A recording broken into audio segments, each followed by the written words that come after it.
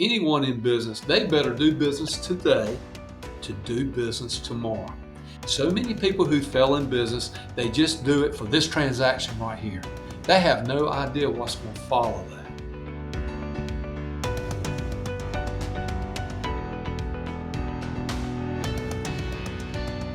Hello and welcome to the Dragon Tree Podcast, the show where we talk to great communicators about how they do what they do. I'm your host, Chris Hobson. Today we're speaking with Greg Lassiter, owner and president of Champions Health and Fitness Center in Greenville, North Carolina. Greg has worked in the health and wellness field for over 3 decades, helping the people of North Carolina to achieve their fitness goals. He is a recognized small business owner, and he recently received the Greenville-Pitt County Chamber of Commerce's 2024 Small Business Leader of the Year Award for his incredible efforts. I've personally known Greg for a while, and he's a great guy, and it's the first time he's coming on the podcast. We're so happy to have you, Greg. Thank you so much for being here today. Oh, thank you for the invite. It means so much to be here. It really does. Well, I really want to get into your background as a small business owner, but even before that, you had a whole other life. So if you could just start by telling us a little bit about your background, maybe start by where you come from and kind of what your influences were early on. Sure. Well, I was born and raised here in Pitt County in Greenville, North Carolina. I went to school K through 12. Really wasn't a good student. I like to laugh, and I tell my high school friends that I graduated with that I've got more of an education than they do because I actually went to summer school for 3 summers. And but education really was not. My parents cared, of course, but it really wasn't the main highlight as far as what I thought I was supposed to be doing at the time, which is I think is a good example of when you work hard for something, you're willing to take care of it. And I've always kind of been driven on that principle. Both of my parents were not. They were well educated in the real world. They didn't have the diplomas, but they were hardworking people. I didn't have any brothers and sisters. I had a worker's permit when I was 15. I remember when I was in the 10th grade, I would go to school and then I would go work at the grocery store, and I absolutely hated it. But I had to do it to try to help ends meet. And I've actually been working ever since. And but I can remember going to school, and like Mondays, I didn't have to go to work. I honestly didn't even feel like I had to go to school that day because my job was a Tuesday through Saturday deal, and it was tough. I didn't pass the 10th grade. I had to go to summer school that summer to complete English. So I was far out of the realm of going to college. I remember taking the SAT because I thought it was just the right thing to do. So I was playing American Legion baseball. I've always enjoyed baseball. And a friend of mine, which was really a life changer, you don't ever know when somebody's going to say something to you and it just totally changes the whole course of your life. And I was out in the outfield. We were warming up. And he said, next year I'm going to go play baseball at Lenore Community College. And I said, I didn't know they had a program. He said, well, they just started one back. And it's really going to be a good program. They've got a great schedule and, some really good players should show up there. And I said, well, I don't know that I can go to college. No one had ever encouraged me, Chris, to go to college. The teachers, I took a test in high school, and my guidance counselor said basically what I scored on, I would be like a shoe salesman or something like that, which is fine. Nothing wrong with that at all, but in a department store. But anyway, college was never really on my radar, but I got interested in going there and playing baseball. And so when I went and investigated at the community college, I didn't have much money. I found out it was only $30 a quarter to go. And I certainly could afford that, but I didn't have the grades, but they didn't care because you could take classes that would help you qualify for a 4-year school to get ready to go to a 4-year college if you wanted to. So I did that. I went to Lenore. It took me 3 years to graduate from there because I worked while I was there too. I worked, believe it or not, at J.C. Penney's. I thought that was my founding place. I'm going to start selling shoes here, But but I worked at J.C. Penney's. Destiny, right? I worked at Kinston Parks and Rec. I umpired Little League Baseball. Sold mobile homes. I did anything I could do to help pay for my college. And my parents helped me as well. They helped me as much as they could. And I remember after my 3rd year, I had a grade point average of like maybe 2.2. And that got me into East Carolina. And I got into something that I just really, really enjoyed. It was community health education. It was something that was kind of a passion of mine. I always enjoyed health education. I enjoyed working out. And while I was going to East Carolina, I had to do an internship in a health department.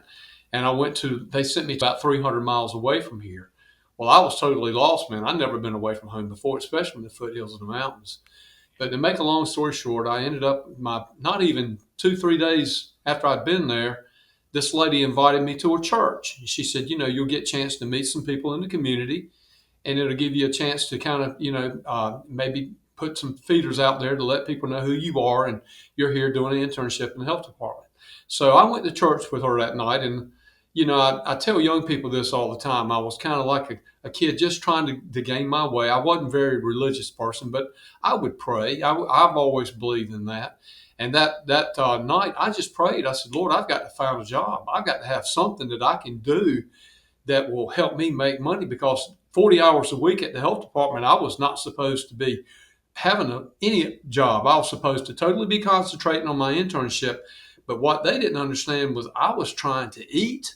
I wanted to be able to make some money to help my parents. I didn't want to have to rely on them to, fulfill me being there for 10 weeks. And so when I left that church that night, I turned around in a parking lot. I got kind of turned around in the town, and right in front of me was this brand new health spa that had just opened up. I mean, I hadn't even prayed 40 minutes before then. And so I've always loved working out, and health clubs and spas and things is kind of what they were called back then, were just becoming popular.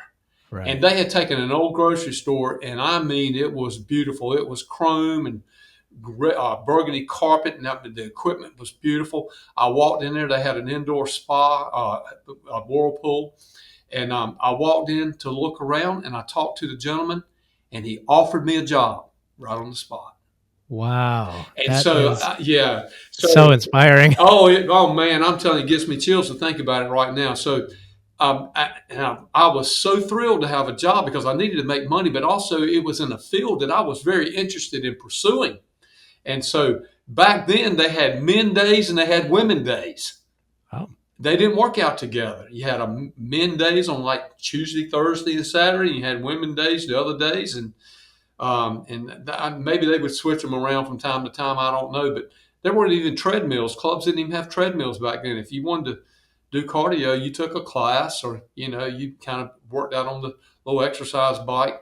But it was a very inspiring situation for me, and it just gave me a vision like I just cannot explain. And so I came back home and took a job at East Carolina. Isn't it something? I took a job as a graduate assistant. I was in grad school. Now, here I am, a kid in high school that was told college is not in your future. But I didn't listen to that. I just kind of continued on the path as I went along. And right before I started doing my internship, right before I entered grad school, I went to an uncle of mine, Uncle Steve. He had made some very wise decisions financially. And I told him what I wanted to do. My passion, I want to open up a health club. I want to open up you can call it a gym, but I've never wanted to be referred to as a gym. We're a little bit more of a wellness side facility. But anyway, at the time I didn't have nothing. And so he said, well, how much money do you need? I said, well, I don't want you to lend me any money. I just want you to sign a note for me to borrow $4,000. And so that's what he did. He signed a note for me to borrow $4,000. And I took that money and it bought me 3 benches and some weights and a few dumbbells. And it paid for some carpet to go upstairs in this building that I rented for $100 a month. Wow. And so while I was doing that, I did that in the town of Aden. People say, well, why did you choose Aden? It was a small town. You could rent a building for $100. And all I was looking for was a start. I just needed a start. And so after my first year in grad school at East Carolina, I decided to take a job at Aden Middle School. Right. That's Aden Middle, Aden, North Carolina, right there, of course, right in the same town as my health club. And I figured if I had a job there at the school, that would help me promote my business and also give me more money that I needed to invest back in my club. So after 4 years of teaching and coaching at Aden Middle, I resigned and I moved my club. As I built my club up, I moved my club downtown Greenville, North Carolina, and that was in 1980. I started in 1984. That was in Hmm. 1989. So it took me about 4 or Okay. 5 years to be able to jump into this full time. So that Right. kind of gives you an idea of how I got started in this. It's so interesting. There's so much to say about that. I mean, the fact that, yeah, you were talking about how you never know when the universe is going to open up it might close a door, but it opens a window kind of phrase. But like, I think you were equally open to it as well. And I think that's sometimes what people miss is just being open to that and almost going with the flow. Because sometimes people have the vision first and then they kind of try to make the vision, like just by force of will, make the vision into a reality. Whereas for you, it almost seemed like it was not quite reversed, but almost reversed, where you had the hunger and you had you had the drive to do something. You just maybe didn't have quite the direction, and literally you got the direction because you walked right into the parking lot to the health Yeah, spot. yeah. So, I mean, it was just right there in front of me. And honestly, when I saw that club, and I went back and I visited Lenore, North Carolina, not too long ago, and I found that oh, building. oh, really? Really Is it cool. still there? Yes, nobody's using it, but that building meant a Oh, lot to me. That parking lot, I was standing in the exact spot that I was when I wow! saw that building, and What a that was a very story! powerful moment for me. It still is. It's very What a emotional for story. me. I think you were a science teacher and were you a baseball and football coach I was, at the yeah, school? yes, Okay. yes. Okay. Interesting. My last year, Yeah. I was head football and baseball, Baseball. but I was So, always yeah, an academic teacher. and an academic teacher. You've talked a little bit about what drew you to wanting to start a gym as opposed to another kind of business, but you had this built-in love of sports and kind of being around gyms.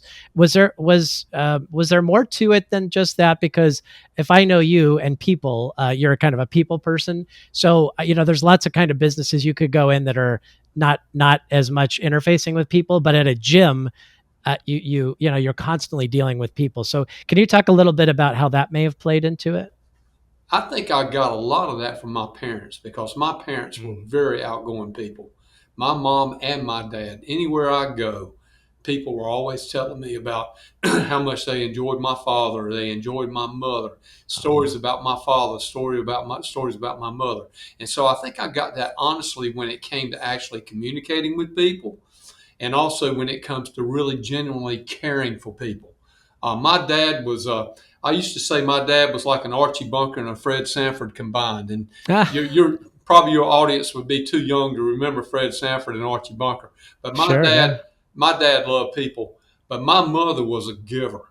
My mom would give you anything in the world. As a matter of fact, I went out to her house one night after I had gotten married, and I was looking for this blue suit that I had bought from J.C. Penney's, and she had let one of her friends borrow that suit. Oh, And I said, "Well, that's fine. I'd like to get it back." And I later found out she loaned that suit to her friend, and they actually buried her father in it. So oh, well, I never got that suit back. it's technically a loan. Could get it back if you wanted to. You're not going Yeah, to, but she was a real giver. But you always have to have that kind of mentality. wow. Chris, I don't care what kind of business it is. I don't care. I mean, maybe if you're somewhere where people rely on you to do things that you don't have to communicate, which there are professions out there where that is so.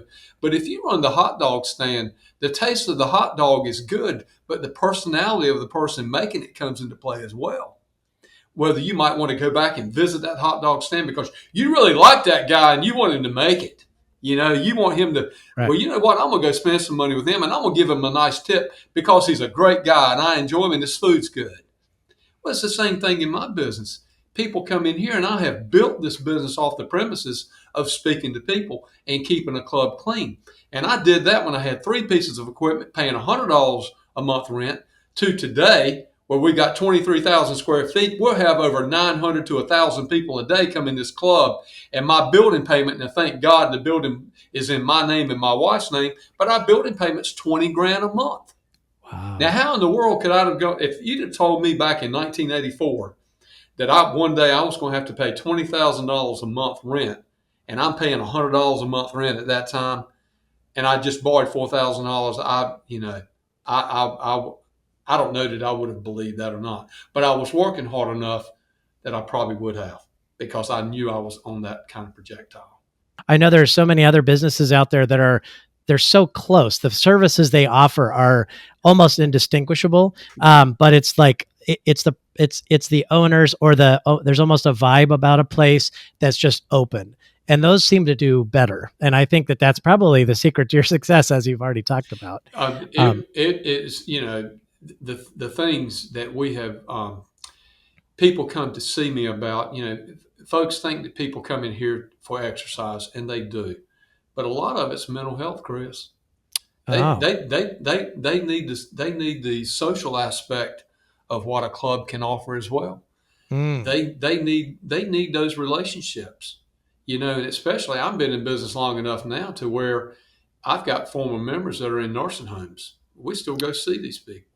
mm-hmm. You know, Oh, I, wow. I've got members that I have spoken at their funeral. It's hard, but I had that kind of relationship with them, and they let their family know that they had that kind of relationship here at Champions, and not just with Greg Lassiter, but with our staff and with other members that are here as well.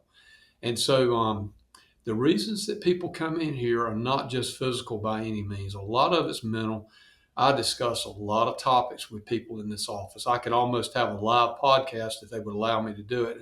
Mm. It is amazing the number of things that people come in here, and the situations that we try to solve, trying to get them mentally to the point to where they can be better people.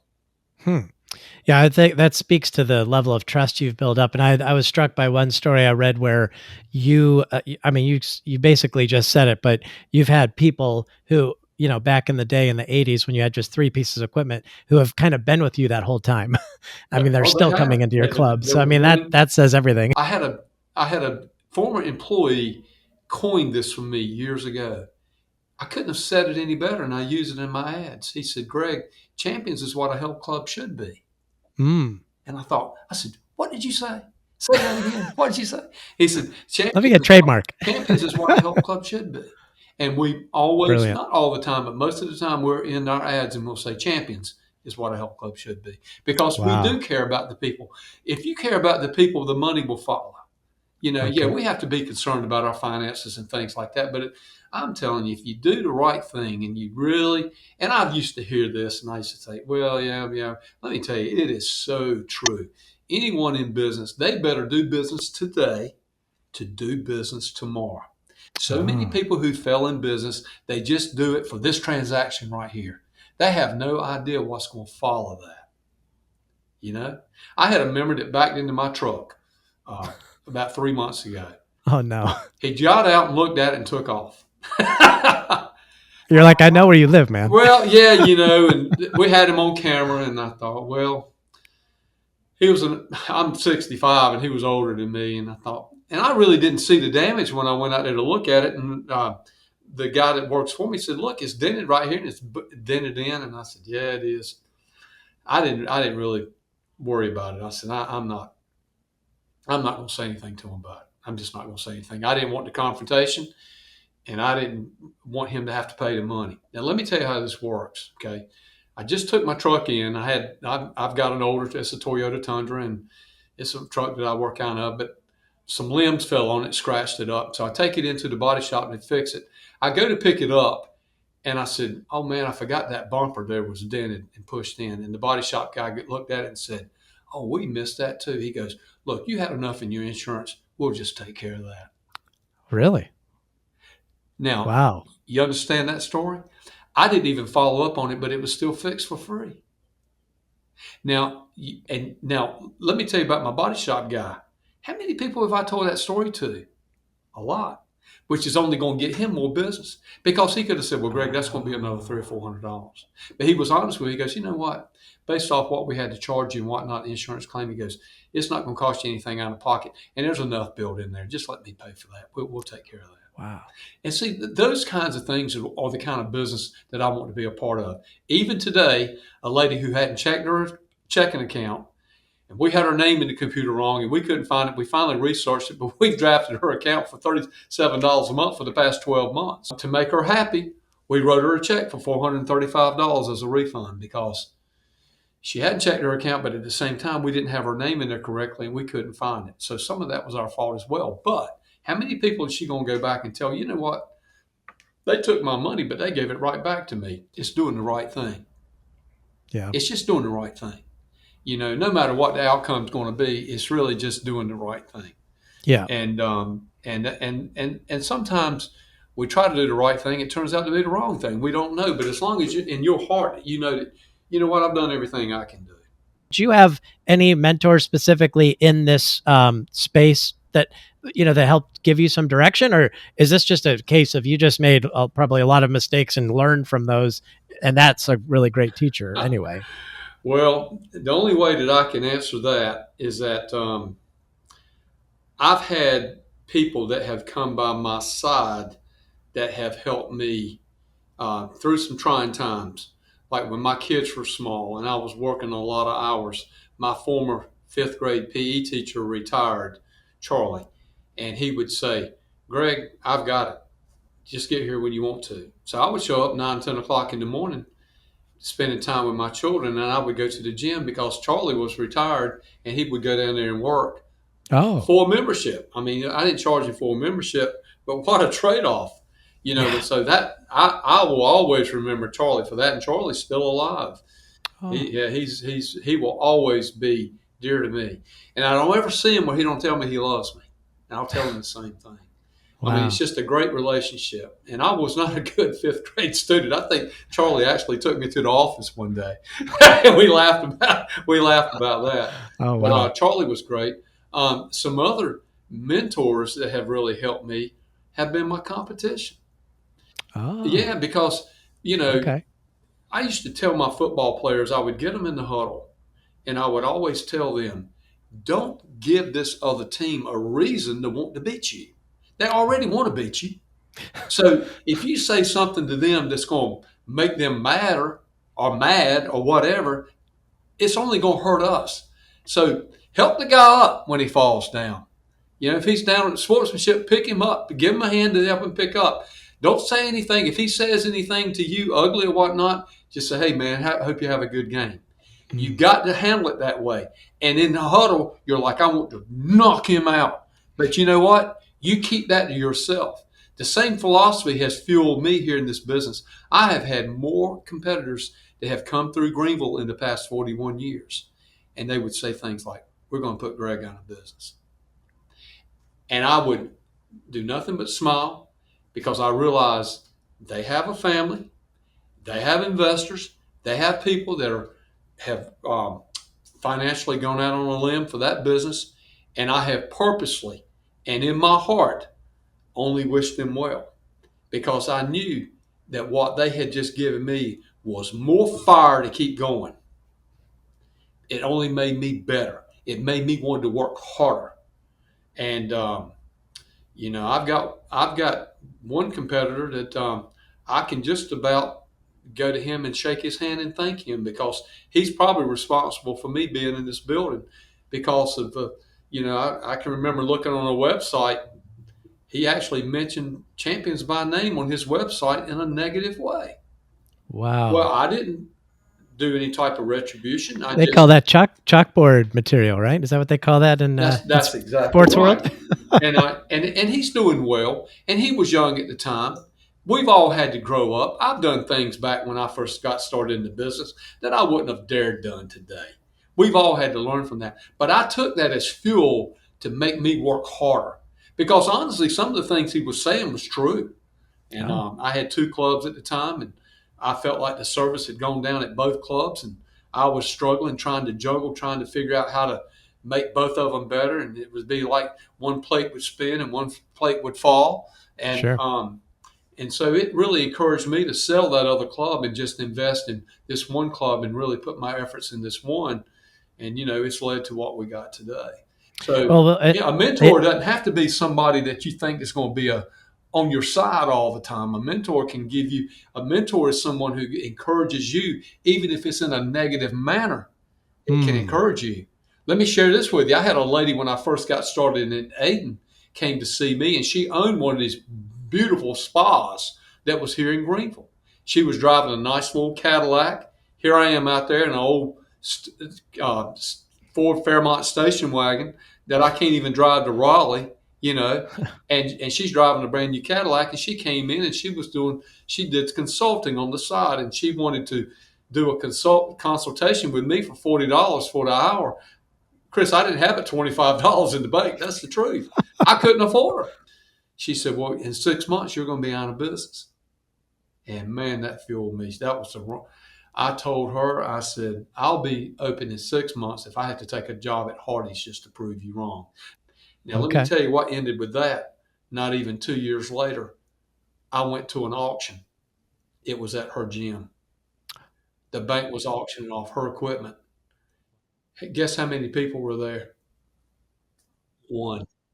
I was the only. One. I was the Oh only one. no. I was the only Oh one no. there, and the bank would not auction off the equipment because I was the only one there. They called me 3 weeks later and said, "If you'll just come get the equipment, we'll give it to you because we need the space." I was wondering if you could share, some communications challenges you faced over the years, which you've already talked about a little bit, and maybe that you still face, being an entrepreneur. Well, most of it for me is just new technology, and having to be willing to learn how to, um, communication is not just with people, but it's with computers and being able to manage your business through all these new technology systems that are going on. And we had a software company that we kept for probably 15 years, and I got real comfortable with that program. I could have taught that program, and then we had some issues with the servers. Some things went down that I didn't understand. We ended up going with a new computer software company, and there's just not been very good communication with the program, with the people that provide the service. And so, my main struggle has been keeping up with the technology that's involved. We're getting ready to open a new club in Atlantic Beach, and I've learned how to communicate by stepping back and let people do what they know how to do. I see. I'm 65 years old. I don't want to learn a whole lot more when it comes to that. I want simpler things. And so I've had to communicate with my staff, just do it. And let me pick up on what I can. And what I can't, I've got people in place that know how to do what needs to be done. I mean, this line of business won't ever go without having communication, human to human contact. But now there are systems there, and we'll have this in Atlantic Beach and eventually here with this app situation with an app. Someone can go to the front door of our club and they can sign up on the app. They can pay. They can set up their bank drafts. They can scan that barcode, and it will let them in. And they've never one time talked to anybody in sales. And the same thing with text messaging. You know Text that messaging. Yeah. for someone my age, and I text and I email and whatnot, but you know you lose that communication between human to human.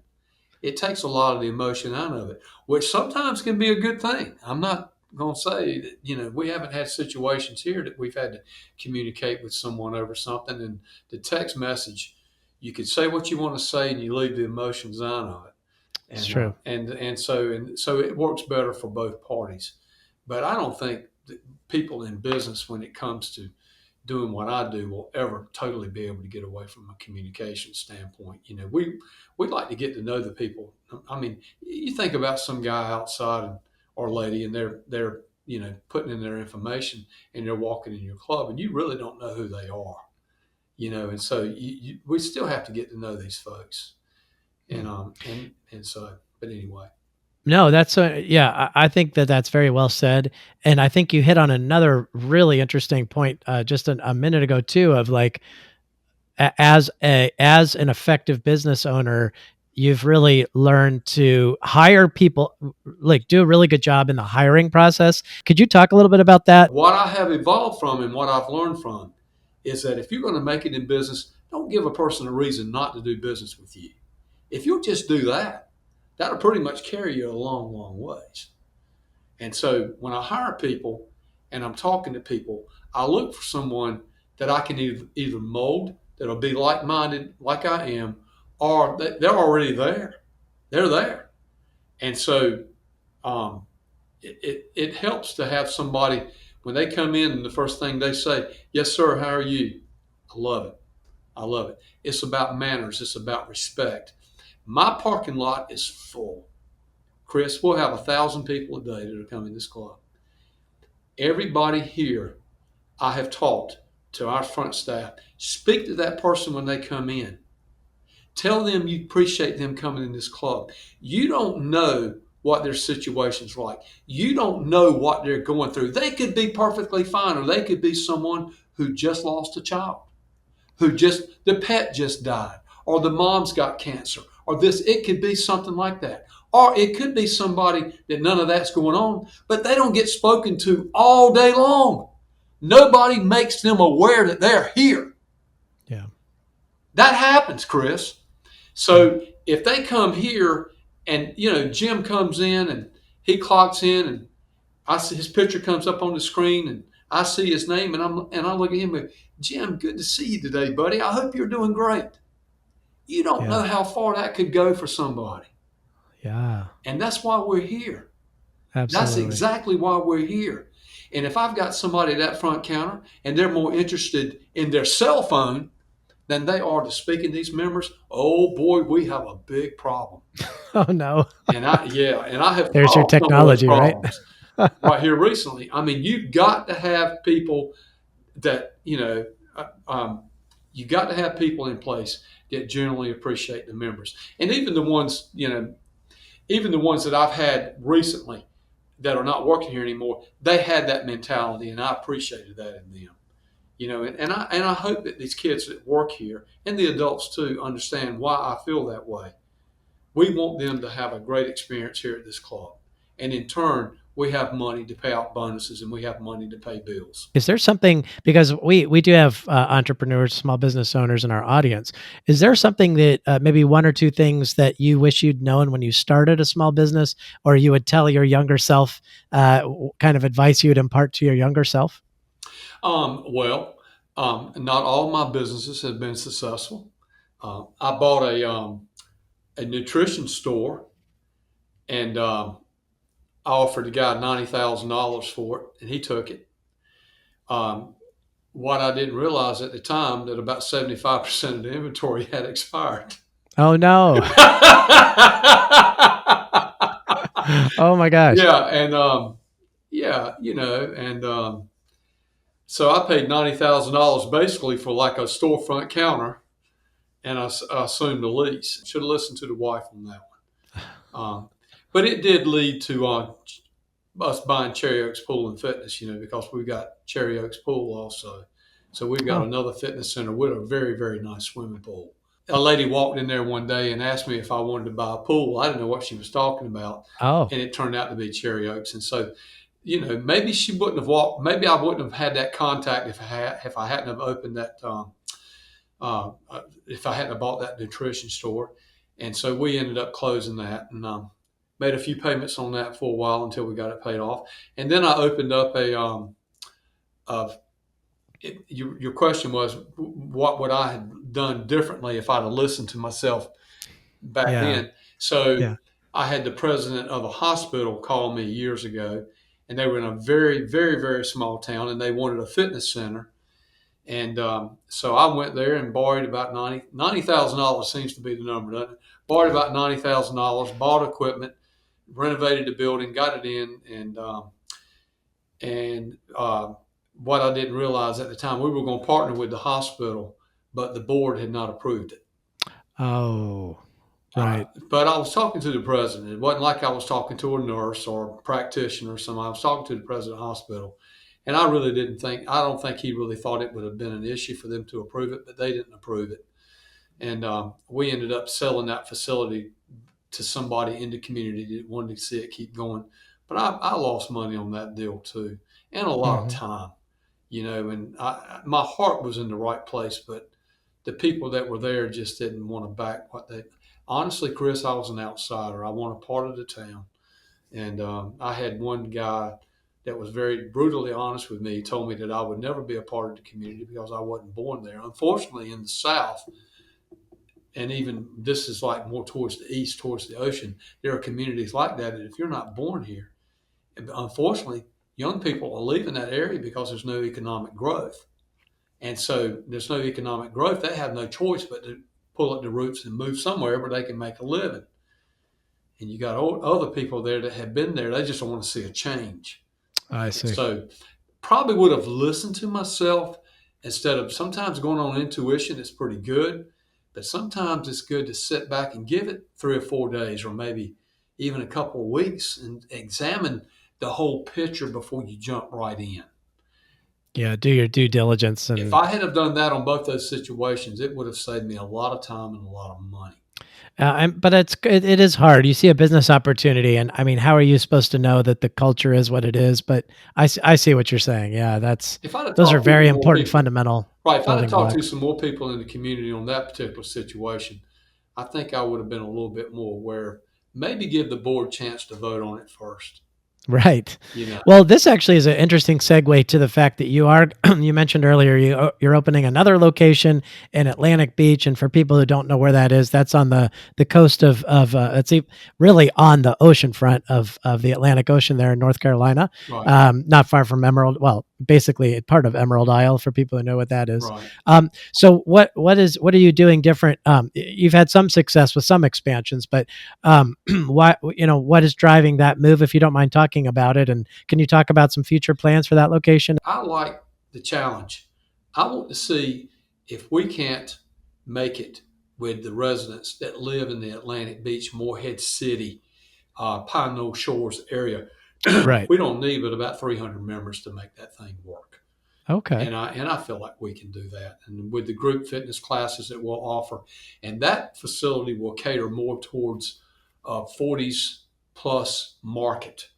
I'm not going to have a guy in there trying to max out 500 pounds on a bench press. We won't even have free weights in there, to be honest. We will have a set of dumbbells and that kind of thing. But everything there is going to be more machine driven, cardio machines, and group Hmm. fitness exercise. And it's got the Champions name, correct? It's not. That, It's under the umbrella that's of Champions. that's Okay. exactly right. And Excellent.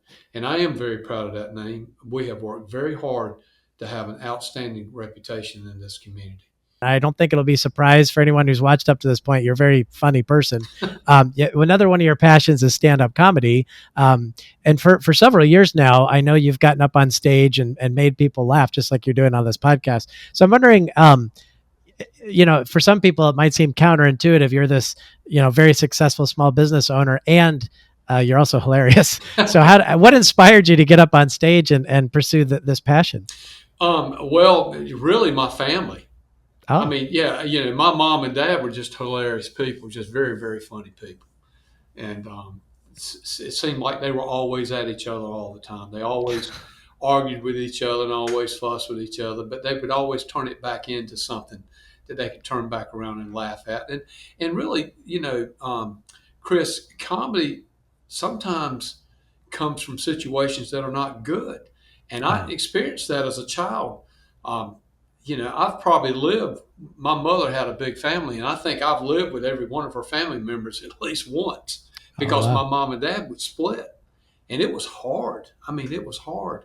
But then I look back at some of the situations that that I had to live through there, and you can turn around and you learn from it, and you're able to laugh at it. And so um, it, most of your better comedians are people that have really had to live through things that probably a lot of folks wouldn't want to live through, but it gave them the character to come back and say, can you believe this happened? And then, you go back into it and people are like, what, and that kind of thing. And so, I'll give you a quick story. Like Yeah. my dad, we had this paper called the Bargain Trader, and it had people would sell anything in there they had for sale. And my dad bought what he called a miniature horse out of the Bargain Trader. Oh boy. He for $300. He sent me to go pick it up with this lady, and I'm not a horse person. I had to ask this lady. But my mom and dad lived out in the country. He's bought this. He said a miniature horse. We went and picked this thing up, and it was a mule. It wasn't a miniature. It Oh, was a mule. We get it home, and my mother's coming out of the back of the house in her house coat, and it's in the uh-huh. morning time, and her neighbor comes out and she goes, "Gloria, what you got over there? A mule?" And my mom said, "No, we got a jackass." And her neighbor said, "So you got two of them living over there now?" Yeah, I could just picture that. Oh yeah. my God. That's like out of a movie or And something. so I heard that and I'm like, "That's a great line." Greatest line. That's a Wow. great line. And so that's really where a lot of my comedy has come from. And Yeah. most Yeah. of it Yeah. is it's very clean. I'm always interested in people's creative process because there are comedians who sit down and dedicate time to writing jokes, and then there's other comedians who go up on stage and kind of work out their material live. It sounds like a lot of your stuff, comes from real life experiences. But how would you characterize your creative process when you're trying to create jokes? A very good question. And most of the material that I use is just true stories. And Okay. so it comes pretty natural. I'm more of a storyteller than I am Yeah. just a comedian, but my stories have laughter in the process of telling the story. When I went to comedy school in New York, and our comedy instructor told us, you're gonna get in that situation.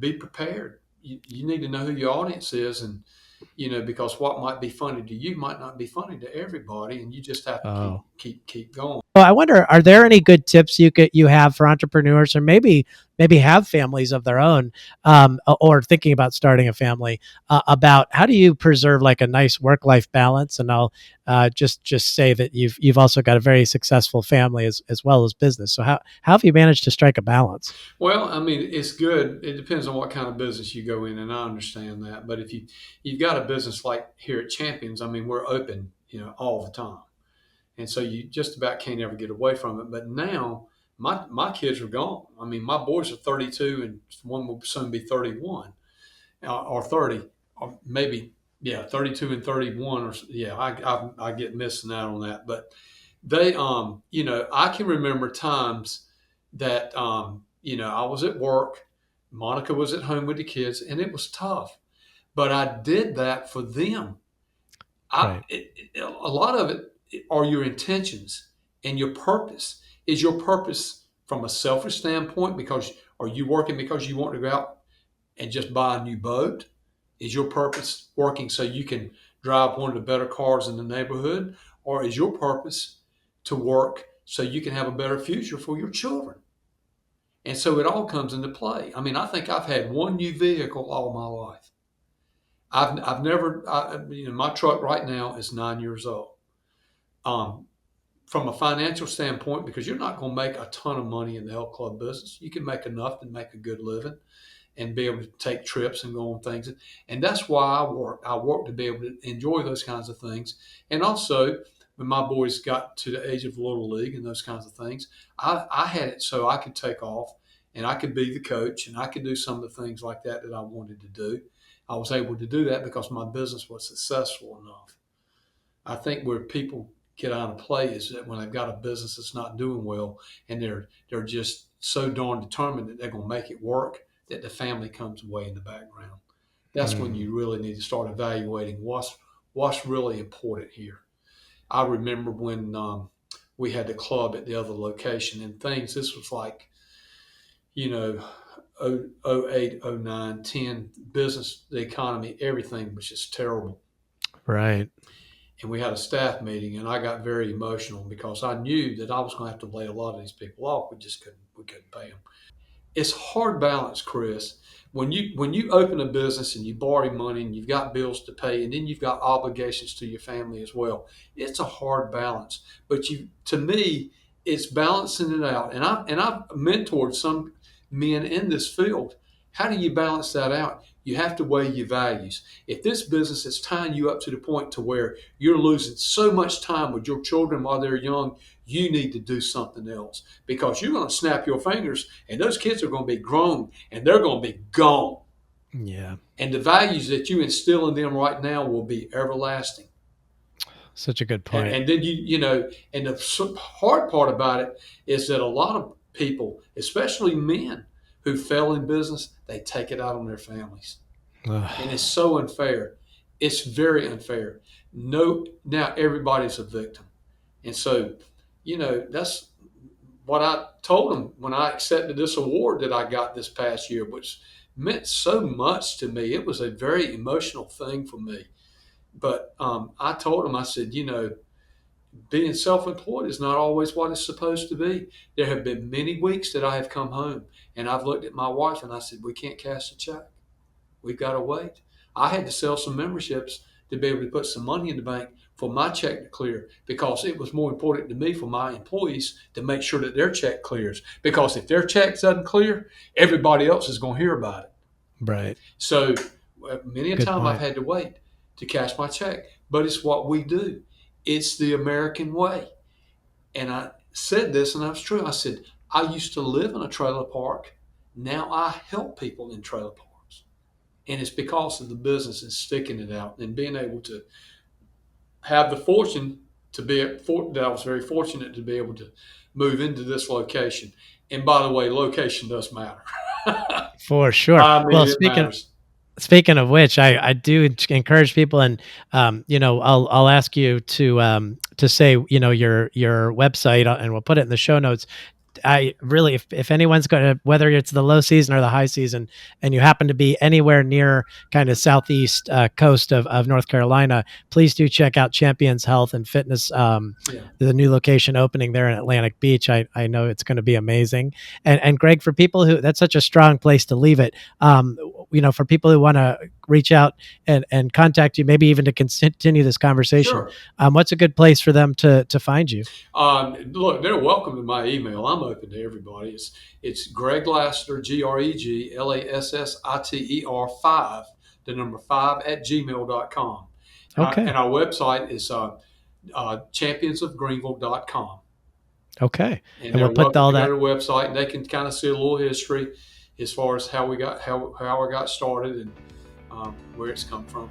Thank you so much, Greg. I hope you'll come back soon and update us on your new location in Atlantic Beach. And thank you so much for joining us today. Thank you, Chris.